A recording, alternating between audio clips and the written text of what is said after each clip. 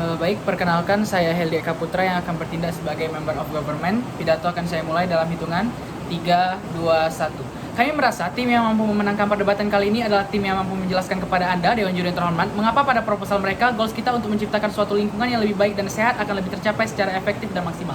Kami merasa Anda tidak dapat memenangkan OG karena bahkan mereka memiliki goals yang salah dari awal pada Prime Minister, yang mengatakan bahwa mereka akan meredupkan minat konsumsi masyarakat agar perindustrian menjadi lebih sedikit dalam memproduksi produk-produknya. Saya akan menjelaskan hal ini lebih lanjut nantinya pada ranah respon terhadap klaim-klaim yang mereka bawakan. Kami merasa Anda juga tidak dapat memenangkan OO dikarenakan banyak sekali lompatan logika yang terdapat pada klaim-klaim yang mereka bawakan.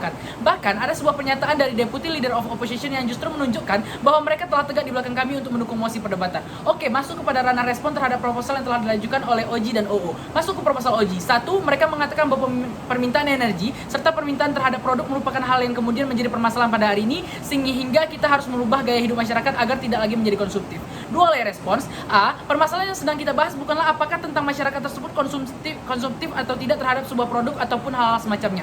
Gaya hidup yang sedang coba kita ubah adalah tentang peralihan dari sumber energi yang tidak ramah lingkungan kepada energi yang ramah lingkungan. Gaya hidup yang tadinya senang untuk membeli produk-produk yang masih menggunakan plastik kepada produk-produk yang memiliki limbah yang dapat terurai. Sehingga kami merasa bahwa hal tersebut merupakan sebuah proposal yang salah dari awal. B. Layer kedua. Mengapa kemudian perubahan gaya hidup yang konsumtif akan sangat berbeda dengan perubahan gaya hidup yang berorientasi terhadap produk-produk yang ramah lingkungan. Perlu dicatat, output akhir dari perubahan gaya hidup masyarakat yang konsumtif menjadi tidak konsumtif adalah melambatnya roda perindustrian yang akan berefek terhadap perekonomian pada suatu negara yang tentunya akan memiliki efek domino terhadap sektor-sektor lain. Oke, mari bahas melalui studi kasus. Untuk kemudian dapat beralih dari sumber-sumber energi tidak ramah lingkungan ataupun sumber-sumber energi yang tidak terbarukan kepada sumber energi ramah lingkungan dan terbarukan, semisal panel surya dan lain sebagainya, itu membutuhkan dana yang cukup besar, Dewan Juri terhormat. Sehingga penting bagi kita untuk memastikan perekonomian negara, baik itu dari segi pendapatan per kapita ataupun maupun dari segi pendapatan melalui pajak tidak terganggu, sehingga goals akhir yang hendak dicapai oleh Prime Minister akan kemudian bertentangan pada mekanisme jangka panjang yang hendak dicapai oleh pejuang lingkungan. Respon terhadap kasus OO. 1. Tentang klaim mereka bahwa lebih mudah untuk kemudian melawan korporasi. Mereka mengatakan bahwa tidak ada kemampuan bagi kita untuk kemudian mengubah pola pikir masyarakat. 2. Layer respons. A. Klarifikasi di awal, pada perdebatan ini kita bertindak sebagai pejuang lingkungan, bukan sebagai aktor pemerintahan ataupun sebagai aktor yang memiliki power yang cukup kuat untuk melawan sebuah korporasi. Lihat, tidak ada satupun analisis pada proposal tim OO yang menjelaskan mengapa kemudian kita sebagai pejuang lingkungan akan memiliki sebuah power untuk melawan pihak korporasi. Tidak ada satupun analisis yang mengatakan mengapa kemudian kita akan semudah itu untuk mengubah pemikiran para pemimpin company untuk merubah cara produksi mereka ataupun merubah produk mereka.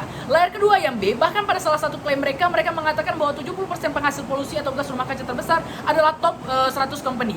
Hal ini menunjukkan bahwa company-company tersebut memiliki power yang cukup besar untuk kemudian tetap bertahan pada sistem produksi mereka pada status quo tanpa harus mendengarkan kicauan-kicauan dari para pejuang lingkungan. Karena toh mereka masih memiliki power, yakni pangsa pasar yang sangat-sangat luas pada berbagai penjuru belahan dunia. Bahkan pada akhir pidato Deputy Leader of Opposition, mereka mengatakan bahwa kemudian Starbucks mengubah kemasan produk mereka karena desakan dari mitra dan konsumen. Hal ini menunjukkan bahwa mereka mengamini bahwa kita harus terlebih dahulu mengubah stigma pada masyarakat yang merupakan konsumen dari pihak korporasi itu sendiri dan menunjukkan bahwa mereka telah berdiri di belakang kami untuk mendukung mosi.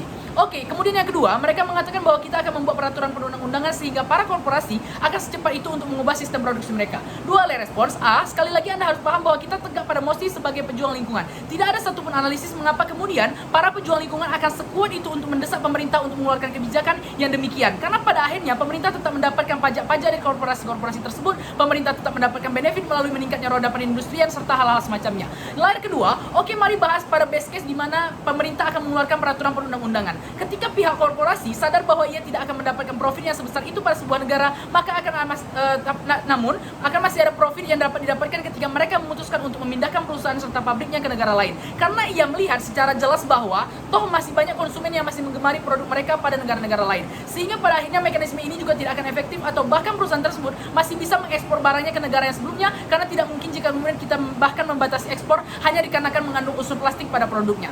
Oke, masuk kepada poin-poin eksklusif yang akan kami berikan sebagai CG. Pada OG, mereka sama sekali tidak menjelaskan bagaimana kemudian mekanisme pejuang lingkungan dapat mengubah stigma masyarakat pada akhirnya. Sehingga itu poin eksklusif pertama yang akan saya persembahkan ke dalam perdebatan. Pada OG juga mereka sama sekali tidak menjelaskan secara step by step mengapa kemudian perusahaan akan sepenurut itu dengan masyarakatnya ataupun dengan konsumennya. Dan itu akan menjadi poin eksklusif kami yang kedua. Masuk kepada poin pembahasan pertama. Pejuang lingkungan tentu memiliki sangat banyak pihak yang turut untuk berjuang di dalamnya. sehingga mereka akan memiliki sebuah power untuk kemudian menggandeng aktor-aktor tertentu untuk kemudian merubah gaya hidup yang ada di masyarakat. Oke, mari terlebih dahulu analisis mengapa kemudian seseorang atau sekelompok orang akan mau untuk mengikuti sebuah tren atau gaya hidup yang sedang berkembang. Satu, mereka akan mau karena memiliki sebuah kepentingan di dalamnya. Dua, mereka akan mau karena memiliki nilai yang sama pada tren atau gaya hidup tersebut.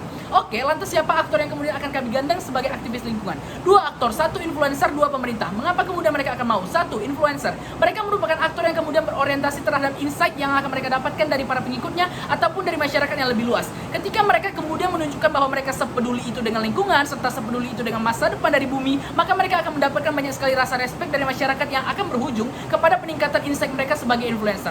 Dua, aktor pemerintah. Karena sedari awal mereka memiliki concern yang sama dengan para pejuang lingkungan, terlihat semisal dari komitmen para petinggi negara yang menyetujui SDGs, di mana salah satu poinnya adalah menjaga lingkungan serta untuk kemudian semisal menggunakan energi yang terbarukan. Oke, lantas mengapa kemudian masyarakat akan mau untuk menuruti ajakan dari kampanye serta sosialisasi dari influencer maupun pemerintah? Satu, lihat bagaimana kemudian kemampuan influencer untuk mempengaruhi para pengikutnya. Terlihat semisal ada sebuah tren yang diciptakan oleh influencer, maka tren tersebut akan secara cepat diikuti oleh para pengikutnya atau oleh para influencer lain karena mereka seolah percaya bahwa mereka memiliki sebuah nilai yang sama dengan influencer yang mereka ikuti.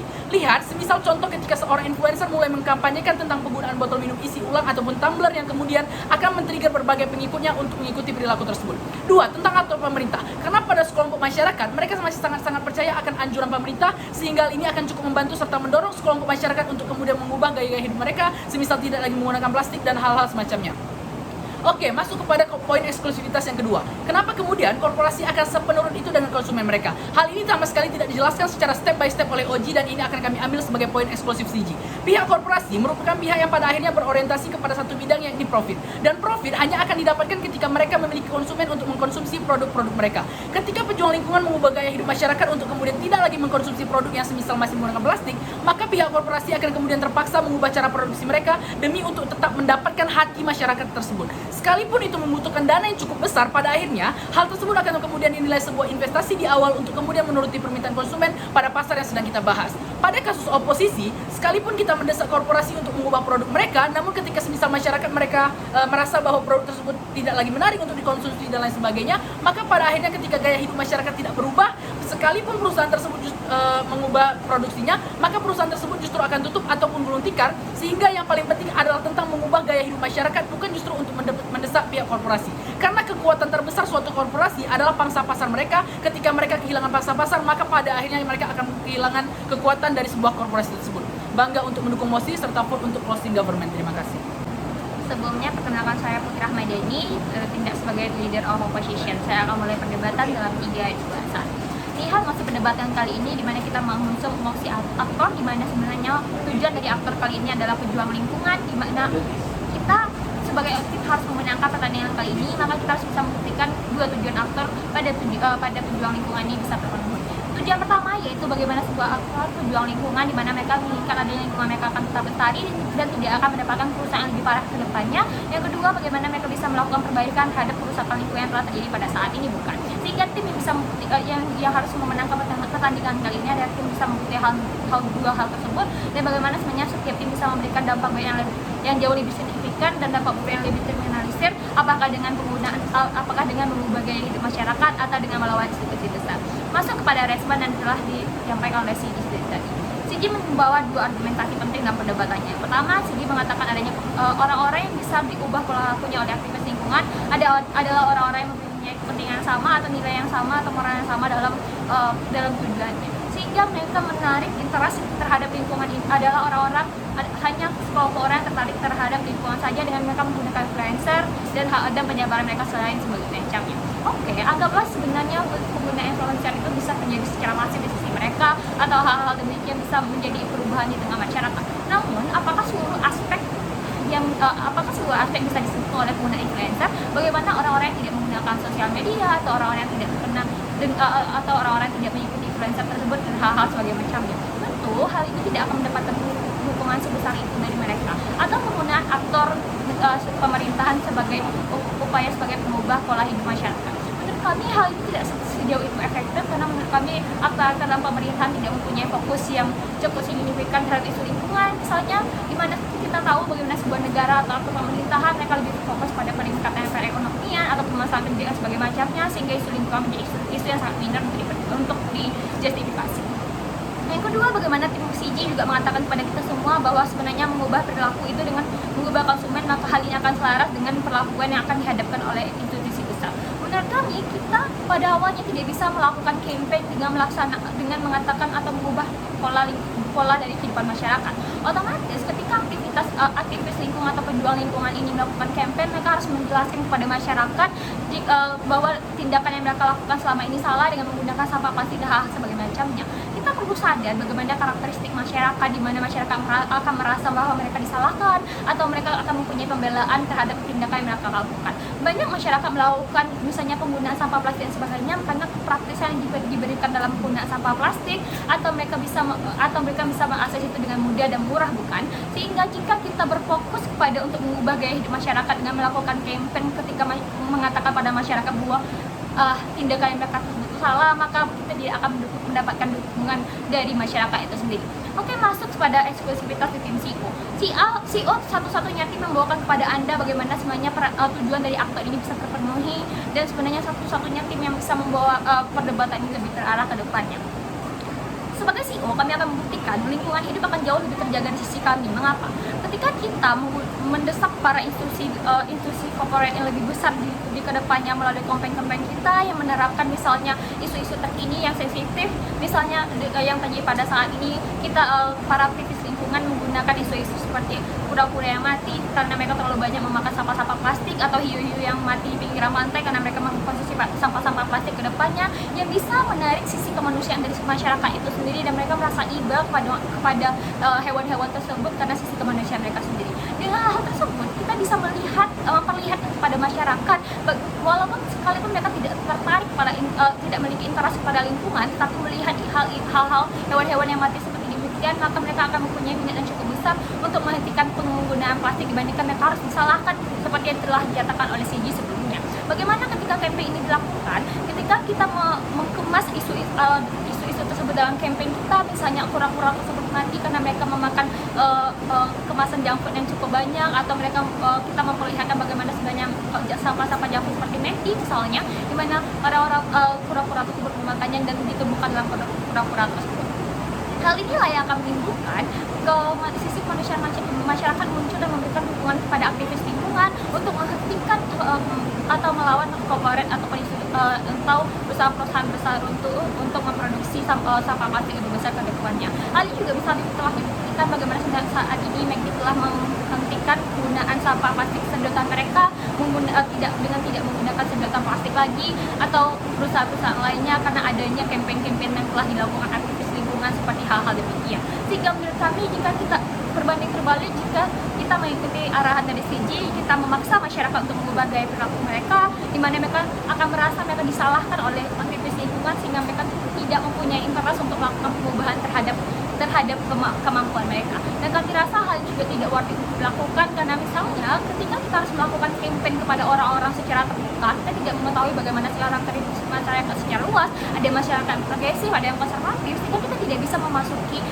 satu sektor masyarakat saja untuk mendapatkan dukungan yang besar untuk melakukan perubahan terhadap pengaturan dan hal-hal sebagai macamnya. Sehingga kami rasa dua dampak yang akan lebih besar terjadi di sisi kami. Pertama, dengan adanya kita melakukan perlawanan terhadap institusi besar, di mana kita melakukan perlawanan seperti mengangkat isu-isu tersebut dalam campaign kita, dengan kita menarik sisi kemanusiaan masyarakat, maka akan adanya perubahan kebijakan terhadap perusahaan itu sendiri. Misalkan yang ditanyakan oleh tim CG tadi, mengapa sebenarnya aktivis lingkungan bisa sekuat itu? Tentunya adanya sokongan dari masyarakat karena mereka merasa sisi kemanusiaan mereka telah terganggu akibat dengan campaign atau dilakukan oleh aktivis lingkungan dengan menggunakan poster-poster yang menjatuhkan atau memberikan perlawanan terhadap institusi besar. Tentu saja hal ini akan memberikan dampak yang lebih baik ke depannya, dan dukungan dari masyarakat pun sekalipun masyarakat tersebut tidak memiliki minat terhadap lingkungan tersebut. Berbanding terbalik dengan tim CG, bagaimana mereka tidak akan mendapatkan interest dari masyarakat, tidak akan mendapatkan suara di masyarakat yang tidak interest dengan lingkungan, karena mereka cuma bisa menjaga orang-orang yang berminat dengan lingkungan saja.